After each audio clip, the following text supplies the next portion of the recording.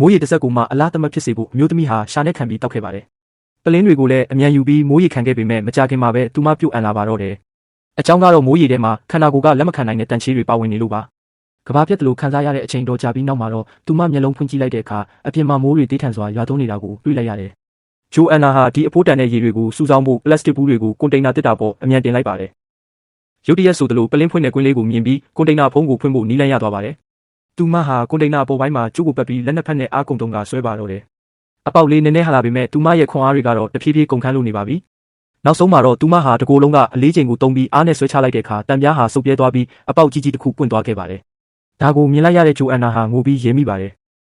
သူမကိုအသက်ရှင်ခြင်းစိတ်ဖြစ်ပေါ်စေတာကတော့သူမရဲ့ရင်သွေးလေးပဲဖြစ်ပါတယ်သူမကွန်တိန်နာထဲကထွက်ကြည့်လိုက်ချိန်မှာတော့သူမတို့ဟာသမုဒ္ဒရာအလဲခေါင်မှာမျောပါနေတာကိုတွေ့လိုက်ရတယ်အဲ့ဒီညအပူချိန်တွေကျဆင်းလာတဲ့အခါသူမရဲ့ရင်သွေးလေးဟာကိုယ်လုံးလေးအေးဆက်လာပြီးခဏခဏချောင်းဆိုးနေတာကိုသတိထားမိလိုက်တယ်သူမဟာဖန်ခွက်တစ်ခုတည်းကိုအဝိစာတွေထက်နောက်ဆုံးကြံတဲ့အရက်တွေကိုလောင်းပြီးယာယီအပူပေးဆက်လေးတစ်ခုလုပ်လိုက်ပါတယ်ဒါကိုကလေးပေးမှထားပြီးနှွေးထွေးအောင်လုပ်ပေးရင်းအိပ်ပျော်နေတဲ့သမီးလေးကိုကြည့်ကဘလို့အခြေအနေမျိုးမှာပဲဖြစ်ဖြစ်အသက်ရှင်အောင်ကြိုးစားမယ်လို့ဆုံးဖြတ်လိုက်ပါတော့တယ်နောက်တစ်နေ့မှာတော့ပလတ်စတစ်ဘူးတွေကိုကျိုးနဲ့တွဲချပြီးသမီးလေးအတွက်ယာယီဖောင်လေးတစ်ခုလုပ်ပေးခဲ့ပါတယ်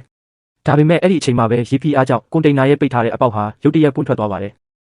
အန်ရီရှိမှန်းသိလိုက်တဲ့ဂျိုအန်နာဟာအပေါက်ကိုပြန်ပိတ်ဖို့အထဲကိုအမြန်ဝင်ခဲ့ပေမဲ့ကွန်တိန်နာကအယမ်းမြန်မြန်နှိမ့်မြုပ်နေပြီးသမီးလေးပါတဲ့ဖောင်လေးဟာရေစီးနဲ့အတူမျောပါသွားပါတော့တယ်ပိုဆိုးတာကသူမရဲ့ခြေထောက်ဟာကျိုးနဲ့ညှိနေခဲ့တာပါသူမဟာတစ်တာထဲကဓားကိုယူပြီးရေအောက်ထဲငုတ်ကကျိုးကိုဖြတ်ဖို့ကြိုးစားခဲ့ပေမဲ့အသက်ရှူကျက်လာတာကြောင့်ရေပေါ်ကိုပြန်တက်ခဲ့ရပါတယ်သူမရေပေါ်ပြန်တက်လာချိန်မှာကွန်တိန်နာကလုံးဝနှိမ့်မြုပ်တော့မှမို့ရေအောက်ကိုတစ်ခါပြန်ငုတ်ရပြန်ပါတယ်ကျိုးကသူမထင်ထားတာထက်ပိုပြီးခိုင်ခန့်နေတာကြောင့်အသက်ရှူမဝခင်အမြန်မဖြစ်နိုင်ရင်သူမရေနစ်တွေဆုံးရတော့မှာပါအရေးကြီးတဲ့အခိုက်အတန့်မှာကျိုးပြတ်သွားပြီးဂျိုအန်နာဟာရေပေါ်ကိုအသေးအတန်ပြန်ကူးတက်ခဲ့ပါတယ်ဒါပေမဲ့အခုတော့သမီးလေးကိုဘယ်နေရာမှရှာမတွေ့တော့ပါဘူးဂျိုအန်နာဟာသမီးလေးကိုအော်ဟစ်ရှာဖွေနေတော့မှပဲအေယာမတရဝါကြီးတစ်ကောင်အနားကိုတိတ်တဆိတ်ချင်းကပ်လာပါတယ်အဲ့ဒါကတော့ဝေလငါးကြီးတစ်ကောင်ပါဝေလငါးကြီးဟာကလေးလေးရဲ့အောက်ကနေကူးကပ်ပြီးရေပန်းလေးအသားရမှုတ်ထုတ်လိုက်ပါတယ်မျက်နှာပေါ်ရေစင်သွားတဲ့ကလေးလေးဟာနိုးလာပြီးငိုပါတော့တယ်ငိုတန်ကြမှဂျိုအန်နာဟာသမီးလေးကိုပြန်တွေ့သွားခဲ့ပါတယ်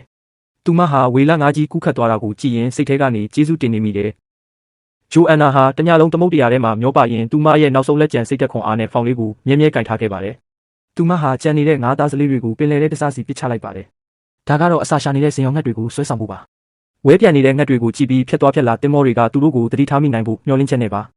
ကံကောင်းစွာနဲ့ပဲအနီးနားကငါးဖမ်းလေတစည်းကဒါကိုသတိထားမိသွားပါတယ်လှေပေါ်ကအမျိုးသမီးတစ်ယောက်ကဇင်ရော်တွေဝဲနေတဲ့နေရာကိုမောင်းဖို့သူ့ဖခင်ကိုပြောလိုက်ပါတယ်မကြခင်မှာပဲကလေးလေးကိုလှေပေါ်ဆွဲတင်နိုင်ခဲ့ကြတယ်ဒီလောက်ငယ်လုံးတဲ့ကလေးတစ်ယောက်ပင်လယ်ထဲမှာတယောက်တည်းဘလို့အသက်ရှင်နေလဲဆိုတာကိုကြည့်ပြီးသူတို့အံ့ဩသွားကြပါတယ်ဒါပေမဲ့အမျိုးသမီးကကျိုးတစ်ချောင်းကိုသတိထားမိသွားပြီးဆွဲတင်လိုက်တဲ့အခါမှာတော့ဂျိုအန်နာကိုပါဘေးကင်းစွာကယ်တင်နိုင်ခဲ့ပါတော့တယ်နောက်ဆုံးမှာတော့သူတို့သားမီးနှစ်ယောက်လုံးလွတ်မြောက်သွားခဲ့ပါပြီဂျိုအန်နာကသမီးလေးကိုပွေ့ဖက်ထားချိန်မှာမှသူမတကယ်ပဲအသက်ရှင်လွတ်မြောက်လာပြီဆိုတာကိုပထမဆုံးအကြိမ်ခံစားမိပါတော့တယ်